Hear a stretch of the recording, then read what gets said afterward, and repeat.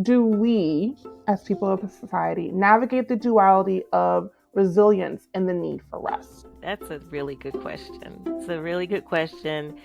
And I would say, especially from the perspective of a Black woman in America, we have been bred to believe that strength is power, and power comes with resilience. Power also comes with working extra hard, showing up differently than everybody else around us just to show that we are even worthy, so not even the best or better, but worthy. And it's really sad because rest is a requirement. And I know personally growing up, I don't think that we talked about resting. It was laziness.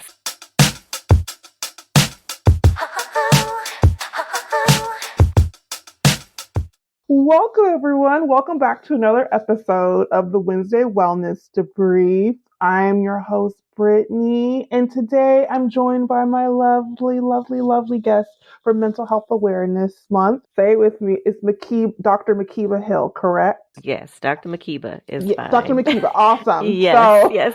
We're here to talk mental health. We're here to discuss mental health and maybe some controversial questions just to throw it at you. Ooh, okay.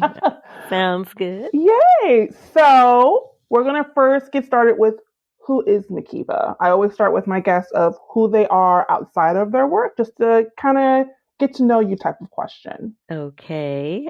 All right. So I am Makeba. I am a mother, a daughter. I am a yogi in the making. That's what I try to tell people. I like to do yoga, but I am not a yoga master of any sort. I am a cat lover. I've got three cats. Three cats in the house and about 4 that come to the backyard that I take care of. So yes, I love cats, but I also love dogs. And I had a very sweet dog that I had for a long time. I had to put him down a few years ago, and I've been missing Teddy ever since. So, cat lover that loves dogs as well. I mean, there are other things I could share. I don't know. What do you want to know? I think this is a good start. I think just kind of getting the foundation, like you're an animal lover, you're a dog lover. And then, and also that you are also an alumnus of the Florida Agricultural and Mechanical University. Yes. That's something we cannot forget about. That's right. That's right. But we're going to jump into the first question. Okay. So, how do we, as people of the society, navigate the duality of resilience and the need for rest? That's a really good question. It's a really good question. And I would say, especially from the perspective of a Black woman in America, we have been bred to believe that strength is power, and power comes with resilience. Power also comes with working extra hard, showing up differently than everybody else around us just to show that we are even worthy, so not even the best or better, but worthy. And it's really sad because rest is a requirement. And I know personally growing up, I don't think that we talked about resting. It was laziness, kind of sort of like if you're laying around, it's kind of laziness. And so the expectation is to be doing all the time. And so in my work now, I talk a lot about the value of thinking about the human experience as, yes, we are human beings, not human doings. And so we should not be so driven to be doing all the time, because then we miss out on the best part of the human experience. And that's just kind of being and appreciating and resting. It's part of it. Now, from your perspective, how does physical health intersect with emotional wellness? Mind, body, and spirit is all connected.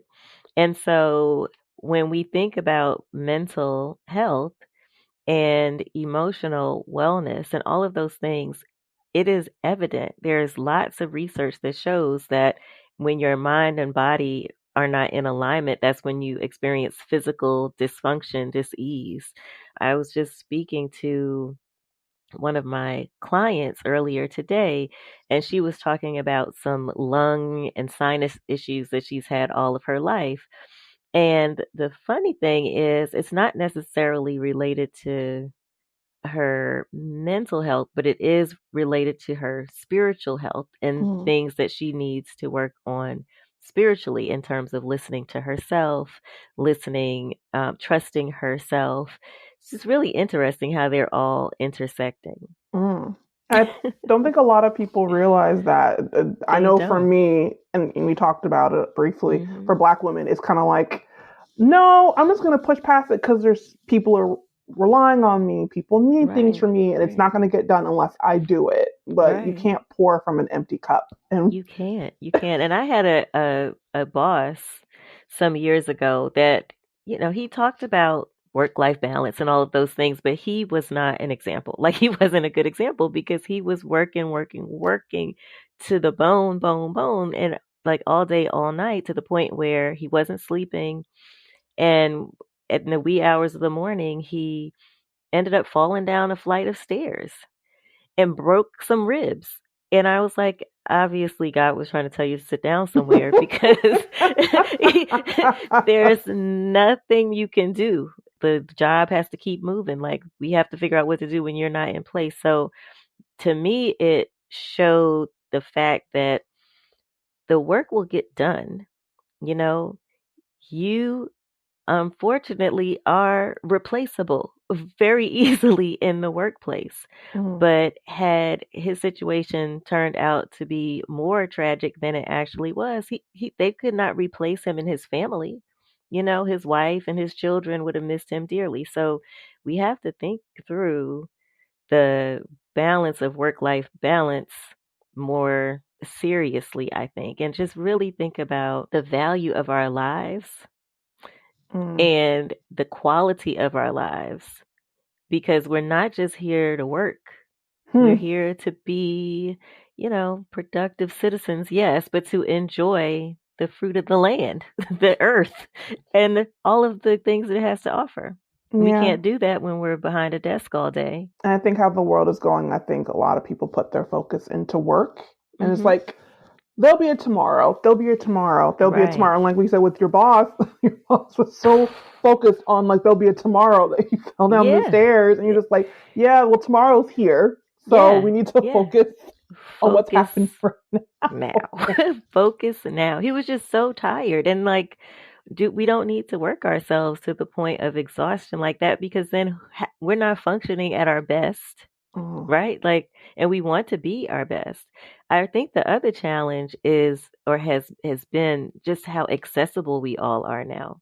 With cell phones, email, all of those things, it's, people expect you to respond right away. So we have to set the standard, especially as leaders, about what that looks like. Modeling is very important. If mm. he, said that rest was important and he actually rested and he kind of, fell back a little bit on us in terms of responding right away, then the culture would be different. So it kind of starts, I think, at the top, especially in the workspace. Oh yeah. I've been in positions where like you said, it's touted for work life balance, but you're seeing the Right. higher up sending emails at 12 o'clock in the evening, 9 o'clock in the evening. Yeah. And you're just Yeah. like, oh, well, if this is the standard that you're holding, I have to uphold the standard as well. If not, I Right. look like I'm slacking. Right. Right. Right. It's hard because you want to be a good worker and you want these Mhm. things. And then especially if you were the words of my mother, you are the only chocolate chip in the cookie dough. It is if you're not keeping up with the standard, it makes you feel like, oh, I'm gonna have a big target on my back because Right. I am the only chocolate chip and everyone's working these really long hours, but Really I'm long not hours. trying to preserve Mhm. myself, Mhm. basically. Mhm. And then you add in children. Like I don't know if you have children at this point, Not but yet. as an executive or even an aspiring executive, when you add children to the mix, it's like, oh wow, now I have to go home and I'm not just working on my work stuff and regular home stuff. I've got to take care of the children. Like I'm responsible for all of these things. So there's not even, I don't think, at least in my experience, balance in the marital relationships, especially if you have two high powered individuals working, who takes the brunt of the child care responsibility? And then do you outsource it? Like we outsource so many things. And then, are you really enjoying your children and are they enjoying you? So it's a big challenge, I think, thinking about just valuing your time, valuing your energy, Mm, and preserving your mental health. mm. Like you said, outsourcing. I was watching a Hmm. TikTok where literally someone was like, "Yeah, it's like almost $4,000 to put my child in daycare for both." They had two Yeah, children, like a baby yeah, and like a 3-year-old. yeah, For them, like the wife was basically working just to pay for the daycare and nothing yeah. else. And that's something that's really stressful. Mhm, Speaking of outsourcing to the community, mhm. jumping into the next question, Yes. what role does community play in emotional wellness? Good question. So I think from my perspective, as a member of the community that I'm in, that I feel very responsible for offering opportunities for the community to heal and allow spaces for them to rest and things like that, and to model how it's important.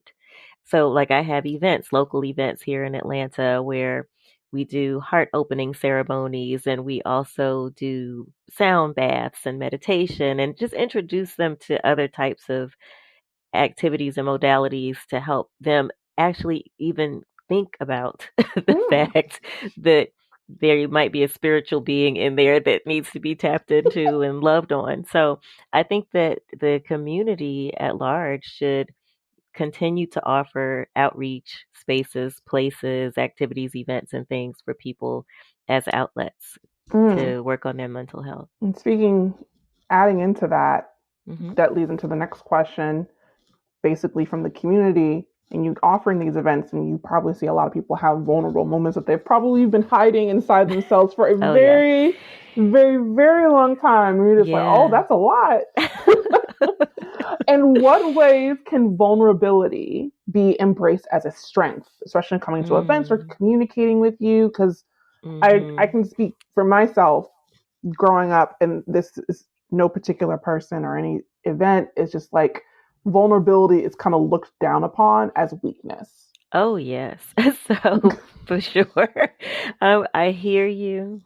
I see you. Like, I know exactly what you're talking about. And so I think that that's part of the work. It's part of the work is changing the mindset about what that means, what it looks like, and all of that. Like vulnerability, emotion, empathy, all of these things that, especially characteristics that women have been viewed as weakness, need to be rethought, like reframed. Vulnerability means that you're open.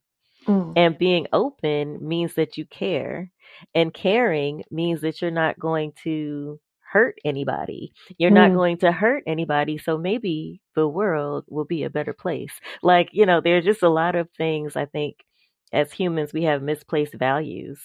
And the vulnerability piece definitely comes up. And so I think it's important to offer opportunities for people on a one-on-one basis to tap into their feelings and their emotions. So, I do group activities, but I also do one-on-one. I actually did a one-on-one retreat experience for a person. We went to Playa del Carmen, Mexico, and it was a beautiful experience because she got exactly what her spirit needed.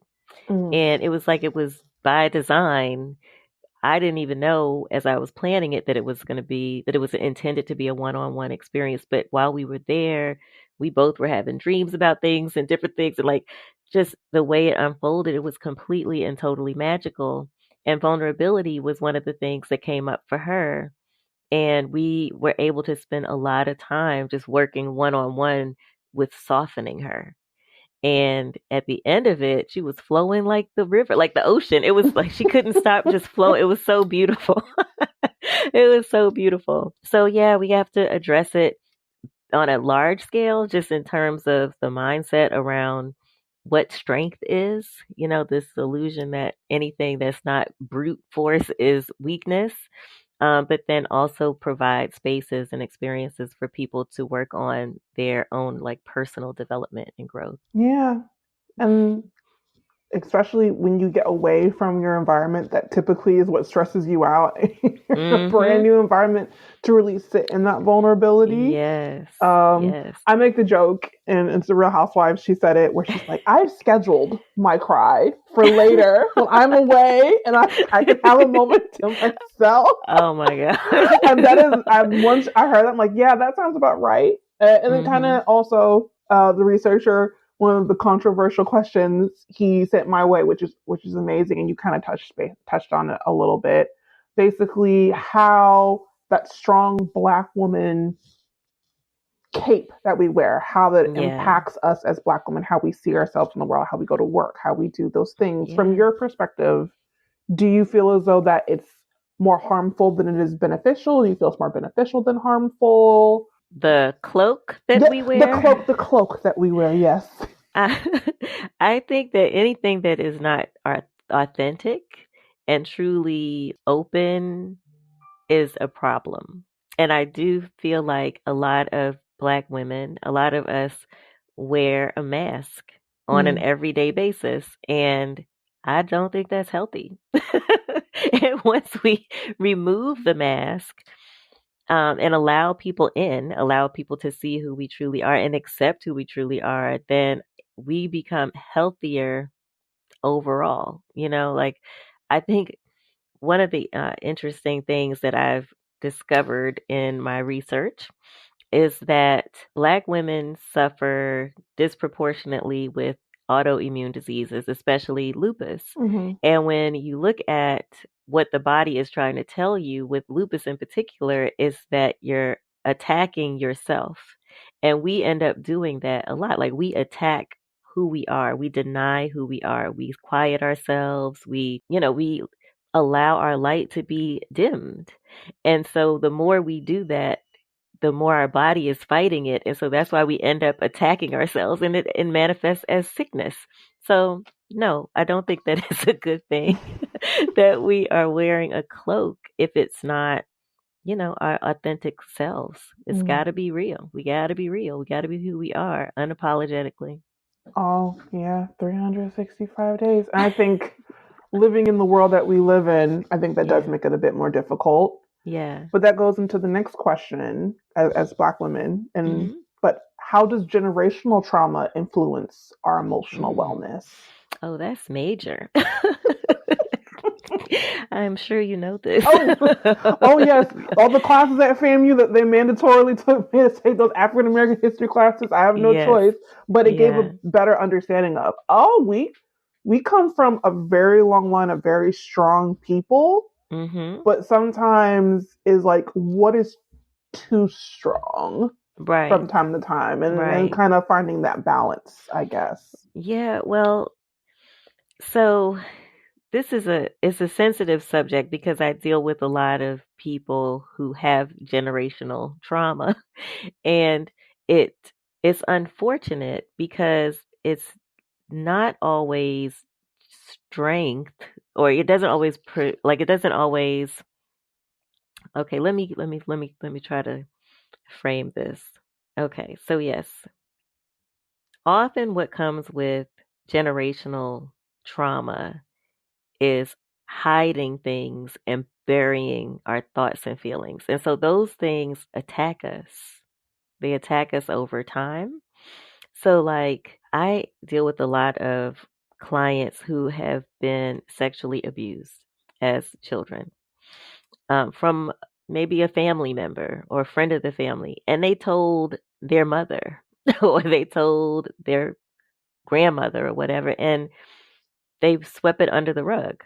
And so that person had to grow up with that trauma and try to overcome it as an adult and get into relationships and, other situations with this heaviness from the past that it's really, I believe, it just stems from we as Black people having to deal with all kinds of things Mhm. and thinking that the more we deal with it, the more we're able to just get through it, the stronger we are.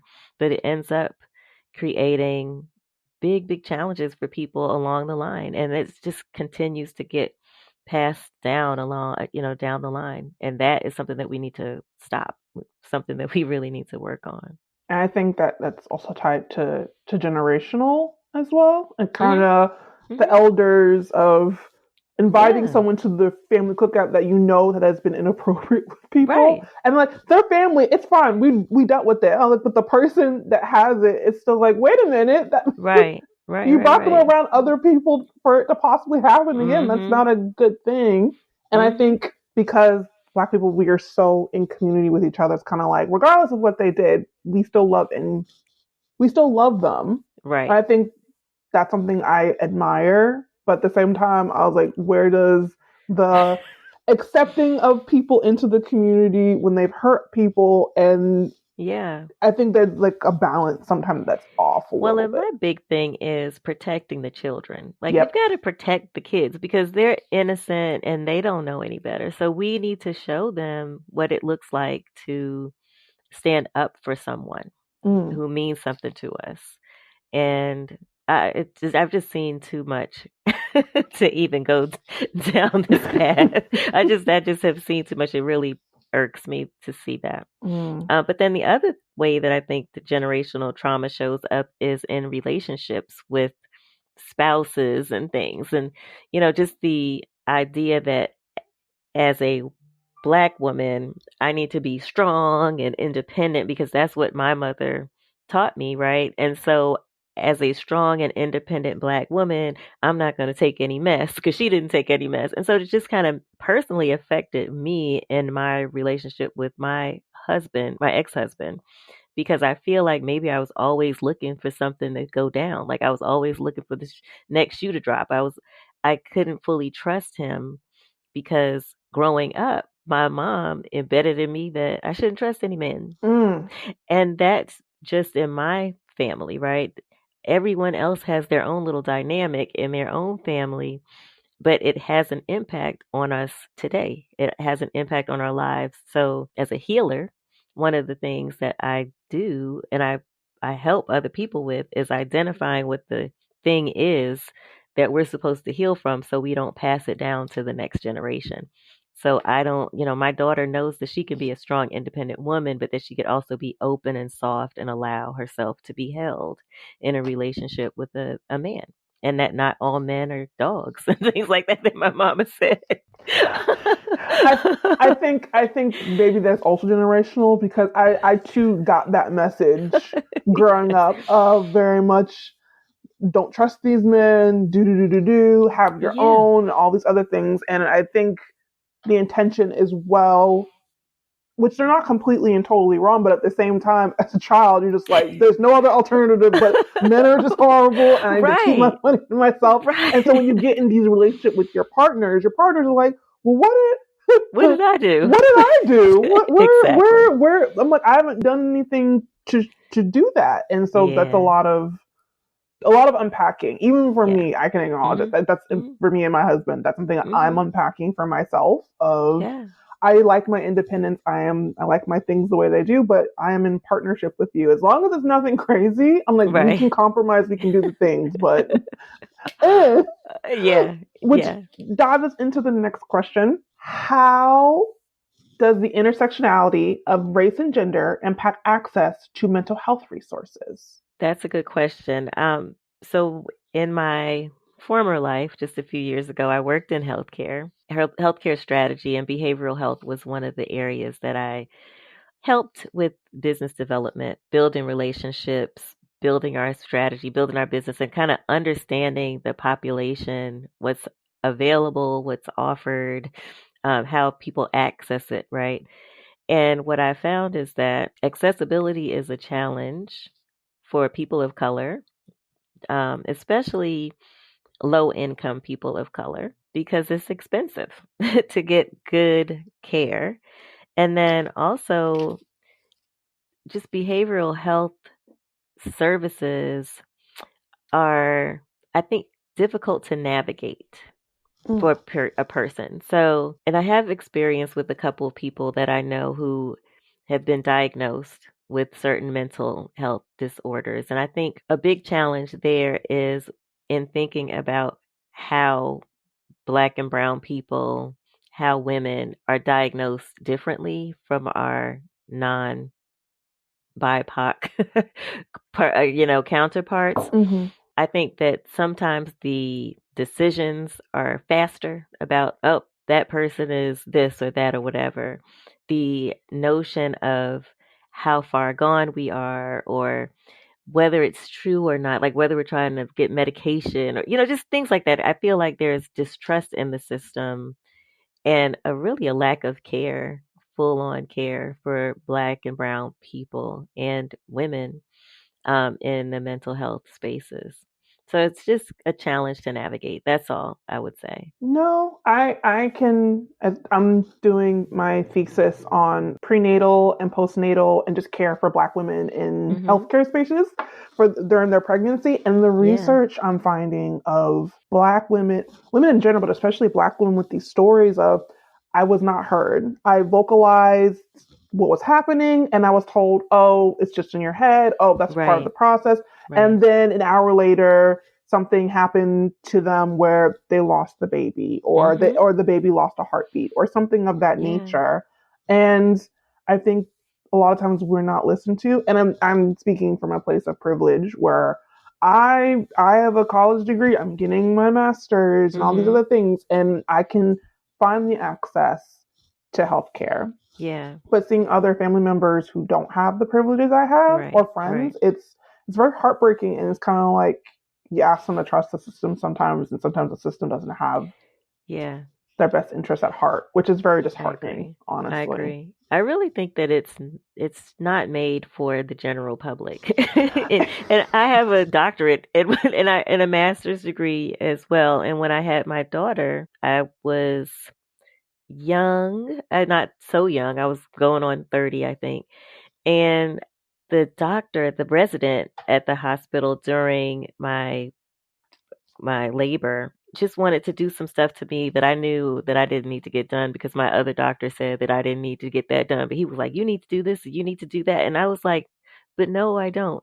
And I'm an educated woman and worked in healthcare. So Mm-hmm. I, through my tears, I told him, no, the hell, you are not going to do X, Y, and Z because whatever.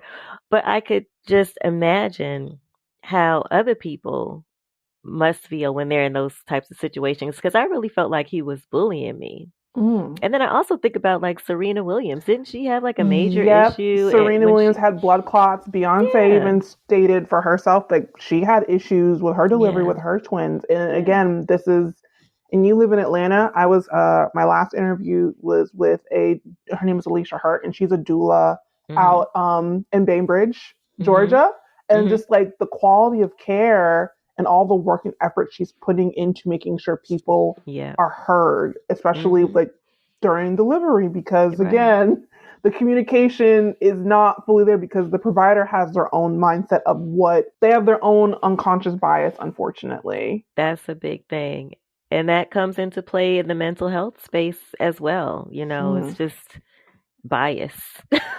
It's major, major bias. Yeah, but that also ties into storytelling for us. Mhm. Like right now, of us telling stories for the next question of how can storytelling be a tool for healing and empowerment? Oh, storytelling is major.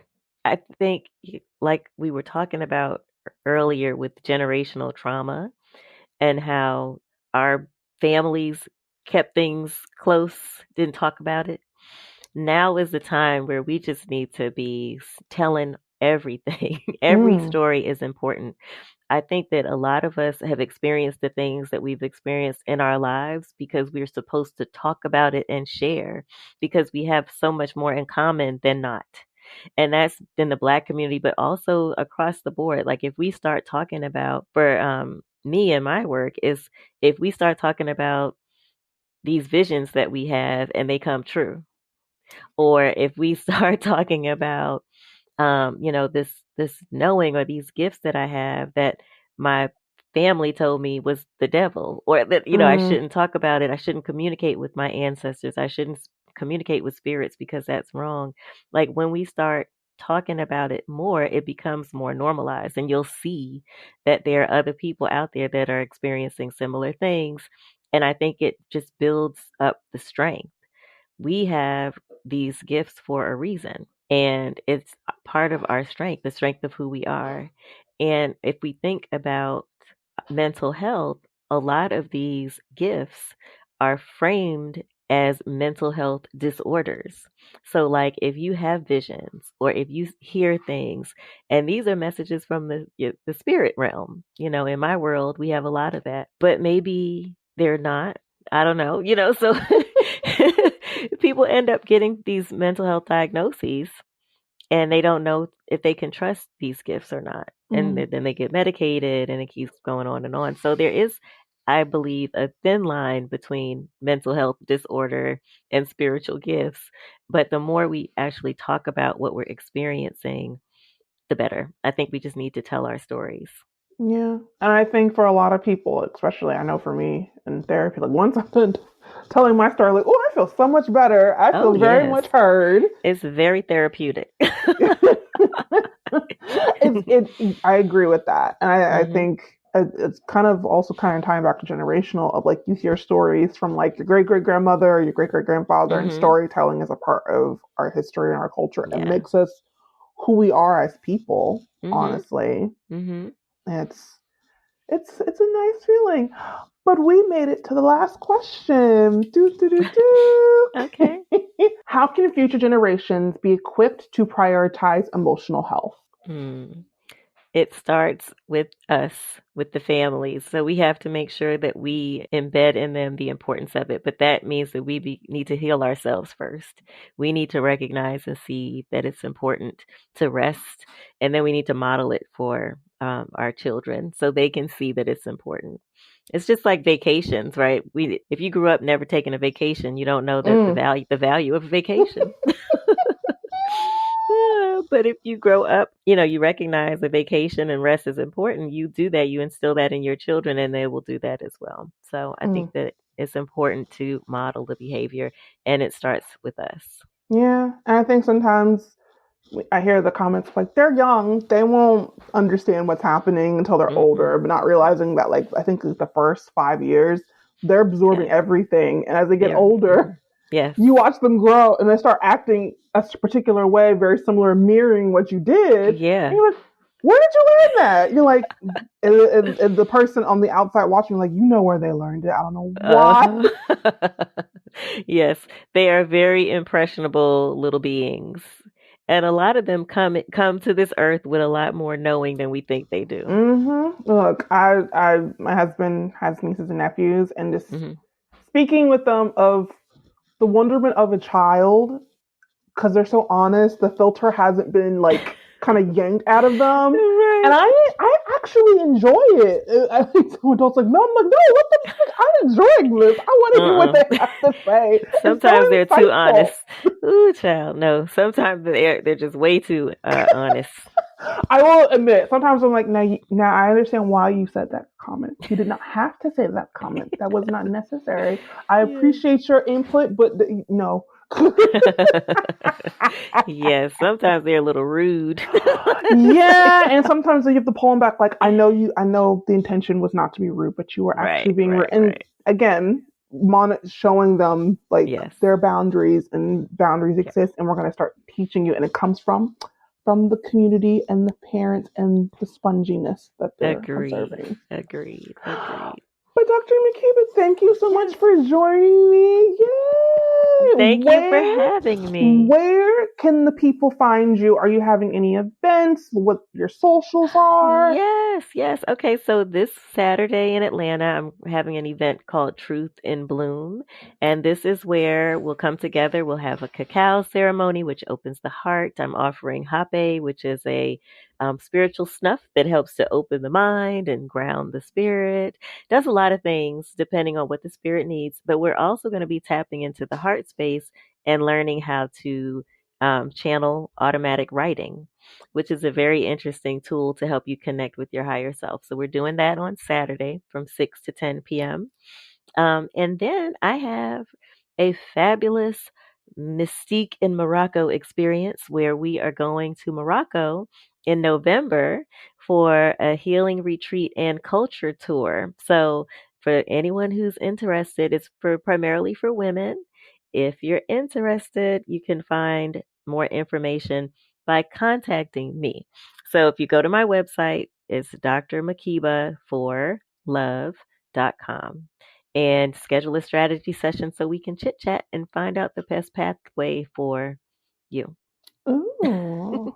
Now you got me. Look, my husband and I were talking about making a trip up to Atlanta. We may have to yes. make a trip up to see you. Yes. Get all the woo woo woo and all everything. the woo woo. And we try to have events local events monthly. So we're going to be doing that a lot more. And then I'm offering sound baths and meditation a couple times a month starting at the end of May. So definitely doing a lot more in the community. And the community, honestly, the way the world is going, the community needs the sound baths and all of the positive energy and everything. All of the positive energy. Yes, all of the positive energy. And I'm also planning a retreat in Jamaica in July. It's called the Soft Landing. And this is for people in transition. So primarily for people experiencing divorce, but also since there have been so many people who've been laid off of their jobs and things like that, it's an opportunity to feel held, to land softly in whatever this new reality is for yourself and just become empowered in knowing that you're good. It's kind of nice to have a community, especially with all the changes and stuff. I don't know if you saw the oh my goodness, there was a news article that came out that like with all of the changes that are happening in corporate America and all the things that that the first person that basically gets kicked out is us. I think there was like a higher percentage where everybody else's numbers stayed the same, but Black women's numbers of unemployment like increased. Yeah. And I would like to say that's shocking, but I'm not very shocked. That's the way the cookie crumbles. Let's see how they do without us. And more. It's literally. I went to the comments of the article, and I literally almost every single Black woman in the comments were very much stating, "Yeah, I just started my own business. I just did my own thing. I just started my own business. I'm taking my skill set somewhere else where it's appreciated." Honestly, I really think that that's what we're being called to do more. And starting our own businesses is not an easy thing because you're working hard. But I think the difference is that you're working for yourself. You're working on something that you really care about deeply, and it just makes all the difference in the world. Yeah. Look, I understand. I'm on the entrepreneurial journey, so it's sometimes. But again, when we talked about it, finding that balance, finding that work-life balance of my job is my job, but I have a life, I have family, I have people that depend on me. But at the same time, I need to take care of myself. So absolutely, it's a mixed bag. It's a mixed bag, and it's a journey. It's a journey. It takes time. Takes time to deprogram ourselves from all the stuff that's been embedded. It's like in our DNA that we have to overperform. Yeah, look, kind of again the cloak, wearing that wonderful cloak. But Dr. Makeba, thank you for sharing your profound insight and for being a beacon of hope and understanding to our listeners. Thank you so much for having me, Brittany. Of course. And for the listeners, remember, prioritizing your emotional wellness is not just beneficial, it's essential. Let's continue to challenge stigmas, embrace vulnerability, and support one another on this journey. Until next time, take care, be kind to yourself, and if you're in the Atlanta area, reach out to Dr. Makeba for her events. Bye!